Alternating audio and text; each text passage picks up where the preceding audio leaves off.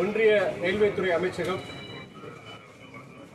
இன்று முதல் திருச்சி, சார்லப்பள்ளி, ஹைதராபாத் அந்த சிறப்பு சேவையை, ரயில் சேவையை நிரந்தர ரயில் சேவையாக மாற்றியுள்ளது.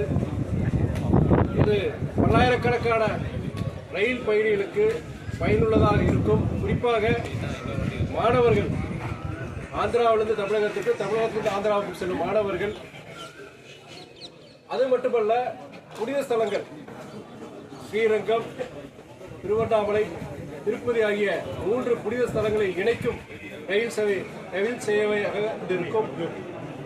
வணிகம் தொடர்பாக நம்முடைய திருச்சி பகுதியை சார்ந்த வணிகம் காரணமான சில காரணங்களுக்காக இங்கிருந்து வேலூர் மற்றும் ஆந்திரா பகுதிகளுக்கு செல்பவர்களுக்கு மிகவும் பயனுள்ளதாக இருக்கும்.